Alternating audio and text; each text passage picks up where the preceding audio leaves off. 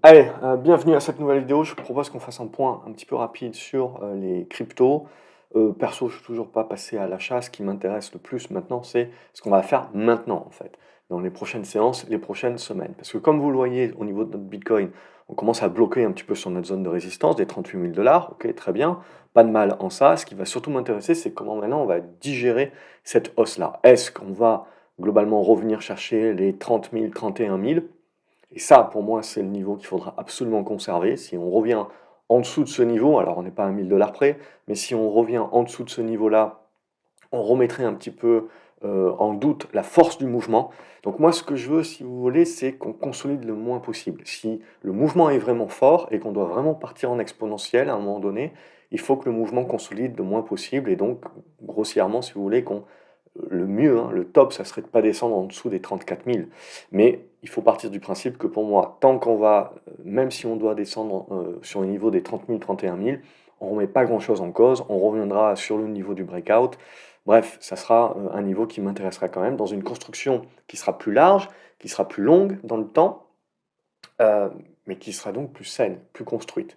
Donc c'est ça que je regarde actuellement. J'ai pas de niveau, alors c'est toujours haussier point barre, hein, je veux dire. On peut même, si on veut, dépasser les 38 000 dollars et aller plus haut, très bien. Mais pour moi, c'est vraiment le moment, si vous voulez, où si on doit avoir une vue un peu long terme, il faut construire. Il faut construire les choses dans le temps. J'aime pas les trucs qui montent en ligne droite, si vous voulez. C'est jamais durable, c'est jamais bon. Euh, et ensuite, quand ça casse, ça met très longtemps à vous redonner quelque chose d'assez sain. Donc pour moi, on en est là. Pour moi, je dirais que l'objectif qu'on avait quand on en avait parlé sur les précédentes hausses, que ce soit en début d'année ou que ce soit cet été, c'était l'objectif. C'est l'objectif d'aller chercher ces 38 000 dollars et après, pour moi, c'est le quid. Donc là, je suis à nouveau en attente de voir des chandeliers pour que le marché m'apporte des éléments de réponse et que je teste en fait les forces en présence. C'est ça qui va être important, c'est on se met à tester un petit peu les forces en présence, et voilà, ce que je veux, c'est que le zigzag éventuellement nous permette de construire une figure. Pour l'instant, je trace ma figure comme ça, on va dire en hypothèse de travail. C'est ça que j'aimerais voir, et c'est ça éventuellement qui me fera rentrer une position, voire aller voir du côté d'autres cryptos alternatives plus que le Bitcoin globalement. Sinon, c'est haussier point barre, comme je vous l'ai dit, au-dessus des 30 000, 31 000 dollars, on va rester positif d'un point de vue moyen terme. Mais voilà, j'ai besoin de voir un petit peu comment ça s'ouvre, comment ça construit, pour un petit peu me donner une idée sur la suite. Et sur Ethereum, ça va être la même chose, hein. On avait dit même jusqu'aux 2100 dollars, c'était pas impossible. Donc on est allé les chercher et jusque le prochain niveau, c'est 2400. Pour moi, voilà, je vois plus de potentiel sur une crypto comme Ethereum par exemple, ou voire même XRP, hein, que sur Bitcoin. Donc c'est ça aussi où c'est intéressant pour moi, si vous voulez, pour peut-être la première fois commencer à voir des surperformances sur d'autres cryptos par rapport au seul et unique Bitcoin. Ça peut être très intéressant parce que ça peut aussi démontrer que le marché est en train de mûrir, est en train donc surtout donc d'aller chercher des cryptos avec un aspect fondamental qui sont peut-être un petit peu plus mûrs que le seul Bitcoin qui était donc on va dire la chaloupe, mais qui à un moment donné, si vous voulez, voilà, n'est pas forcément la meilleure lame du tiroir. Donc c'est peut-être vers ça aussi que l'on tend. Donc pour moi, on se retrouve toujours dans une très bonne configuration au niveau d'Ethereum. On bloque pour l'instant sur les 2100 dollars. On est en train de consolider et de souffler. Là aussi, il n'y a pas péril dans la demeure tant qu'on tient les 1850, 1900 dollars, voire même jusqu'aux 1800. Ça serait même, si on devait revenir sur cette zone-là, ça serait même un point d'achat pour moi, 1750, 1800 dollars. Si on repasse en dessous, par contre, là, en effet, on redeviendra un petit peu plus prudent. Mais tant qu'on est au-dessus de cette zone-là, on est dans une construction qui sera saine, sur laquelle on est plutôt dans une accumulation. Et puis après, il faudra faire le breakout aussi pour vraiment commencer à parler retournement moyen terme. Donc on en est là actuellement sur ces aspects-là. Et si je vais rechercher mon XRP, hop, il est là. Je me retrouve dans la même idée. La configuration est beaucoup plus large, hein, et si je nettoie un petit peu ma chambre des hypothèses de travail qu'il y avait eu là, hop, hop, hop, hop, on se retrouve à peu près dans la même idée. Pour moi, ce niveau de soutien-là des 58 est très important. On peut venir chercher avec de la mèche jusqu'à la zone des 55, mais il faut s'arrêter là. Il ne faut pas descendre en dessous. Ça serait remettre en péril tout ce qu'on a tracé pour le moment. Donc après, on peut voir la configuration, donc figure beaucoup plus large se construire un petit peu sous nos yeux. On voit bien que c'est un débordement des 70 cents en gros qui relancerait vraiment la dynamique et donc là, on est à nouveau dans une phase de congestion.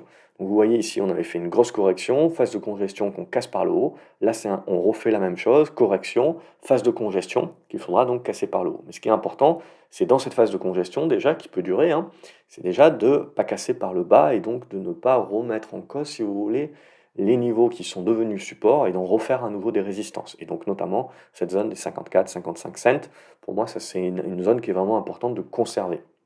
Et ensuite revenir au-dessus des 65 et les 70 pour valider les signaux de retournement. On va se faire d'autres cryptos et là aussi on va retrouver des configurations que je trouve très intéressantes. Donc c'est exactement la même chose sur AV par exemple où on se retrouve avec la résistance horizontale là sur cette zone des 115-120. Donc ce sera le gros morceau à passer pour vraiment déclencher du retournement de moyen à long terme. Mais en attendant, on est dans une petite conso, on le voit qui est venu chercher les 80 $ et qui rebondit. Donc pour moi, on commence à tracer nos petites figures de congestion en triangle ascendant et tant qu'on reste dans ces figures-là, on reste en mode accumulation pour jouer les breakouts haussiers. Si ça casse par le bas, on jouera les retours sur les anciennes résistances horizontales qui devront jouer leur rôle de support et on rentrera donc, ça ne mettra pas un terme si vous voulez au rebond et aux hausses qu'on a mis en place sur le mois d'octobre-novembre, ça mettra une pause. Ça, en fait, ça allongera, si vous voulez, les congestions et les constructions que l'on est en train de mettre en place. C'est pas plus mal, hein, ça peut être très sain, et ça peut vraiment ensuite donner des tendances plus matures et plus durables dans le temps. Je préfère quand les trucs montent en escalier, si vous voulez, que tout de suite en mode ascenseur. Mais voilà, c'est quelque chose qu'il faut voir. Donc pour l'instant, on a une congestion qui est très propre. Tant qu'on tient les 80 $, on reste là-dessus et donc on se dit que vers la fin du mois, ça peut être intéressant de jouer le breakout haussier. Si on commence à casser ces figures par le bas, il faut se dire qu'on va aller corriger un petit peu plus fortement, du coup faire des figures un peu plus larges de congestion qui prendront un petit peu plus de temps, mais qui vont nous ouvrir potentiellement des points d'entrée sur les anciennes résistances qui deviendront support, qui devront devenir support avec la zone ici par exemple sur AV de 70-72 $. Et ça peut être des zones d'entrée, si on y va, qui peuvent être intéressants, parce que du coup, on rentre au plus proche des niveaux importants, et je veux dire, même si ça se passe mal, que ça recasse par le bas et qu'on relance des tendances baissières sur les cryptos, globalement, on n'est pas pour cher au niveau de notre position. Donc, c'est ça qui se regarde. Là, je ne joue pas aux devinettes. Pour moi, ça va être chandelier par chandelier que je vais observer. Mais la tendance de fond, si vous voulez, est au retournement. Donc, c'est ça qu'il faut bien comprendre, c'est que si à un moment donné j'ai de la volatilité, ça s'achète. Ça s'achète pour jouer ensuite la relance jusqu'à preuve du contraire. Je vais pas faire beaucoup d'autres cryptos. Je vais faire les grosses ou celles qu'on me demande souvent dans les commentaires, donc n'hésitez pas à nous redemander. Vous avez du Matic par exemple là où on voit bien qu'on corrige un petit peu le rebond qui a été très fort, mais du coup qui nous a permis de valider la zone de résistance dont on avait parlé, hein, 90, 96 centimes de dollars à peu près. Et là pareil, on est en train de revenir chercher les supports, c'est ça qui nous intéresse pour ensuite pouvoir construire la figure. Donc il faut bien comprendre que cette phase de correction puis de zigzag est nécessaire parce que ça va nous permettre de congestionner et de créer les figures qui ensuite, les cassures, nous permettront vraiment de jouer la suite, notamment à plus moyen terme. Donc pour moi, il faut laisser souffler, il faut accepter que c'est normal, c'est nécessaire et que par exemple, les niveaux à conserver, ça sera cette zone des 65-66 centimes de dollars, c'est important, et aussi sinon cette zone des 60 centimes de dollars. Même si ça reste un support, ça serait un petit peu trop profond pour moi. Ce que je veux voir quand même, c'est une réaction acheteuse qui se fait dans pas trop longtemps là, hein, aux alentours des 70-65 centimes de dollars. C'est la zone où je veux voir du rebond se faire et ensuite attendre peut-être la semaine prochaine, si vous voulez, pour commencer à être un peu plus déterminé dans les figures et donc dans la capacité de se projeter un petit peu plus. Solana également, c'est une crypto qui revient assez souvent. Là aussi, donc on a un très bon boost, ça souffle, rien de bien méchant. Là, vous voyez, je vais tracer une hypothèse avec cette zone des 46-47 dollars en support. C'est ça qu'il faut regarder, voir comment on construit la figure, là aussi comment on souffle.